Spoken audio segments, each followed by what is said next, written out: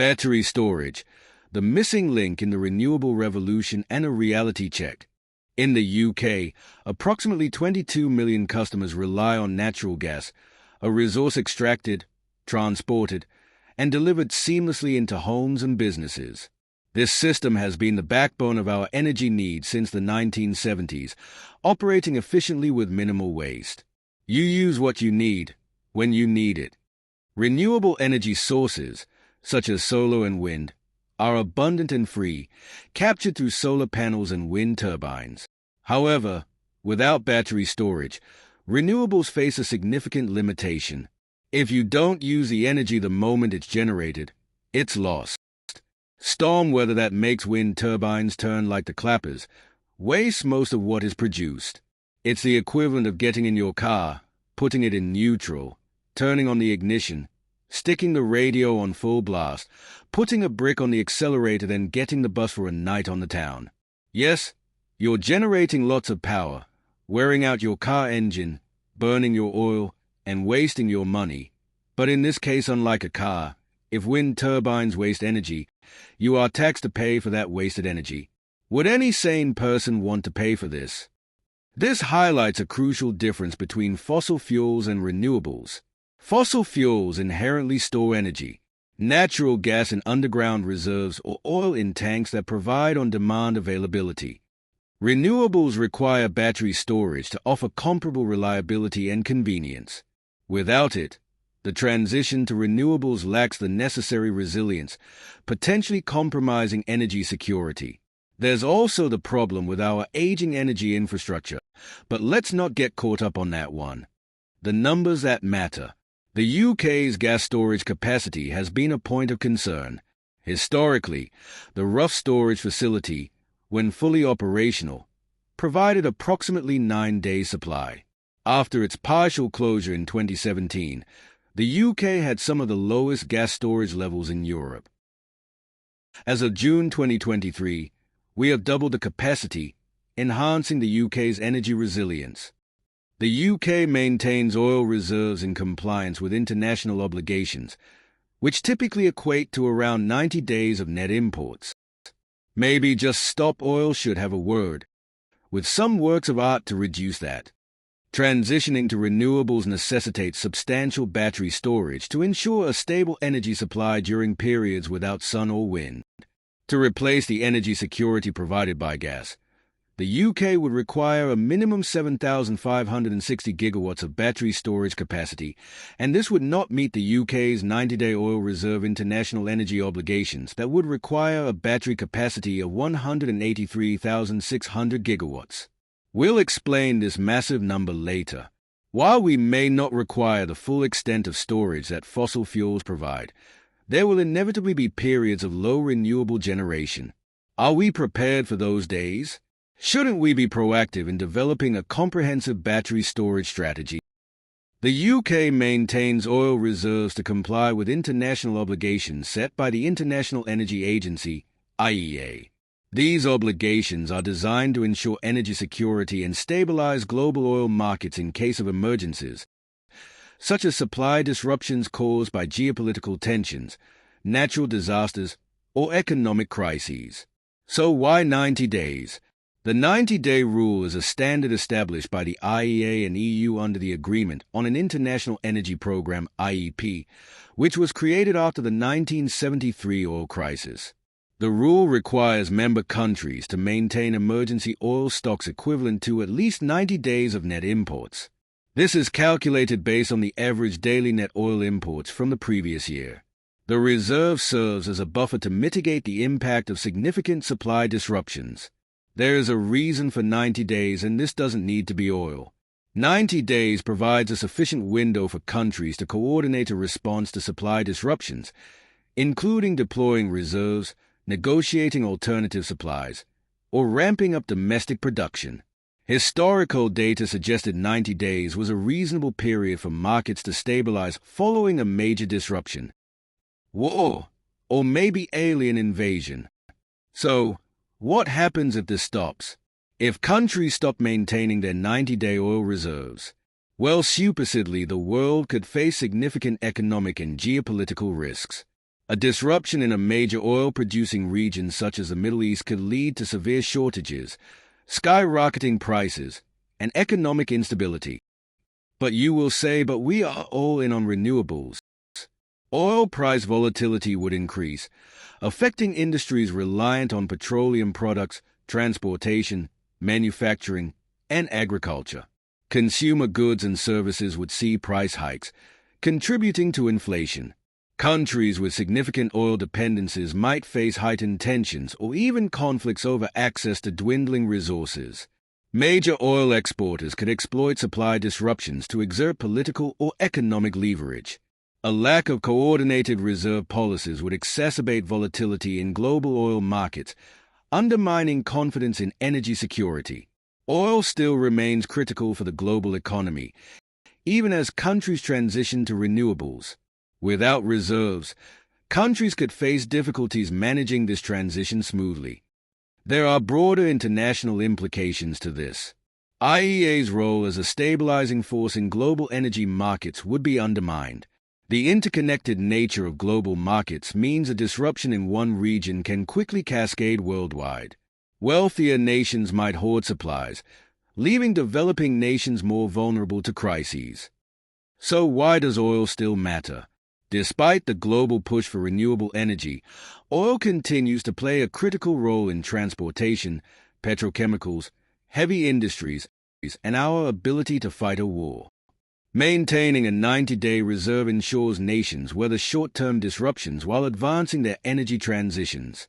It also fosters international cooperation and reinforces trust in shared energy security frameworks.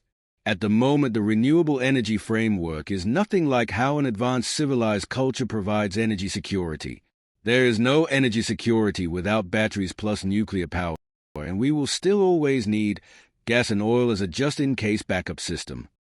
To understand what is required to replace oil with battery storage capacity in terms of energy, let's break this down. Oil is typically measured in barrels. A barrel of crude oil contains approximately 1.7 megawatt of energy. The UK's obligation to maintain 90 days of oil reserves is roughly equivalent to its net daily imports multiplied by 90.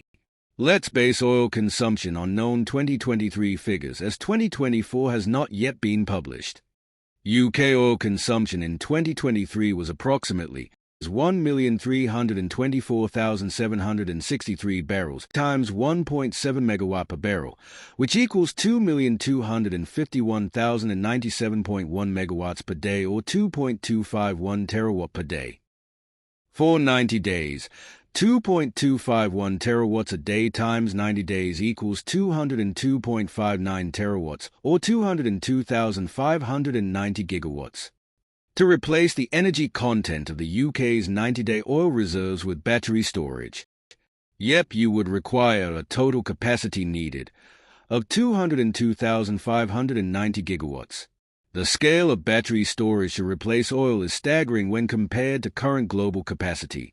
The International Energy Agency emphasizes the critical role of battery storage in the global energy transition. To support the rapid deployment of renewable energy sources like solar and wind, the IEA projects that global energy storage capacity needs to increase sixfold, reaching 1,500 gigawatts by 2030, which is not comparable by a long shot to oil, so we have to assume oil is never going away. Batteries are expected to account for 90% of this growth, rising 14-fold to 1,200 gigawatts by 2030. Do you see the problem and why we still require oil, gas, and nuclear for our safety net, and why cow farts are not that important in the scheme of things? This substantial expansion is essential to meet flexibility needs in a decarbonized electricity system, ensuring a stable and reliable energy supply as the share of variable renewable energy sources increases.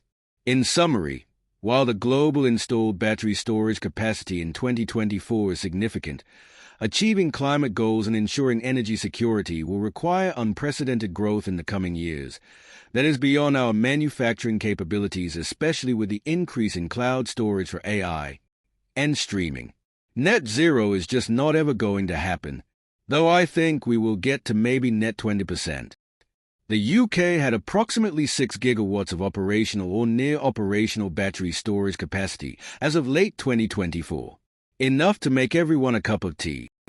To meet the fictitious oil storage replacement target of 202,590 gigawatts requirements, the UK would need to increase its battery storage capacity by over 33,765 times its current level.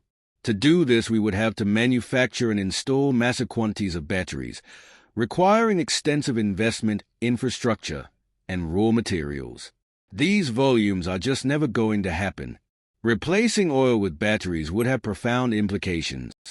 Enormous quantities of battery stuff would be required, potentially leading to shortages and environmental challenges associated with the mining of such enormous amounts of stuff. Current production capacity of batteries is far below what's needed. Scaling up would require years of investment in factories and supply chains. Let's say the cost of grid-scale batteries fell to $75 per kilowatt. 202,590 gigawatts of storage would cost $15.19 trillion. Increased demand for battery materials could exacerbate environmental degradation and human rights issues in mining regions. Managing the life cycle of batteries at this scale would require a robust recycling technologies to mitigate waste. The good news is there are energy transition benefits. Batteries, when charged with renewable energy, could replace oil without emissions, contributing to net zero goals. Nations would reduce dependence on oil imports, improving energy security. We really have to be realistic on what is possible. Batteries would allow for greater integration of renewables, reducing reliance on volatile fossil fuel markets. Cheaper energy for everyone. Right. Given the challenges, a more practical strategy might involve a hybrid approach, using a mix of renewable energy, nuclear, alongside battery storage to reduce gas and oil usage. Target electrification of sectors like transport and heating while phasing out oil for less critical uses. Reduce overall energy demand to lower the need for oil or equivalent storage, but to be competitive as a country we need to supply cheap energy at the same cost that China and India does. Okay, the final conclusion that just stop oil won't like. Replacing the UK's 90-day oil reserve with battery storage would require a massive leap from current capacities. While the transition to battery storage is a key part of achieving a renewable future, the challenges of cost, scale, and environmental impact mean it's not feasible in the short or long term. A diversified approach, incorporating renewable energy and other advanced energy storage technologies, will be critical for managing this transition effectively. If the goal is to near phase out fossil fuels, energy storage policy must be central to our strategy. A robust battery storage infrastructure isn't just an add-on, it's the foundation of a stable, cheap electric, renewable-powered future that keeps the UK competitive and ends energy poverty. Planning for the future with foresight means setting ambitious targets for battery storage capacity. We should be aiming for at least 1,000 gigawatts of a mixture of large-scale BESS and microgrids. It isn't merely a number, it's an investment in energy security, innovation, and sustainability. We should aim for at least 1,000 gigawatts of battery storage with an end of life in 25 years of 750 gigawatts at 35 gigawatts a day just to keep the lights on, our industry-powered, social media socializing. And AI is just going to make matters worse.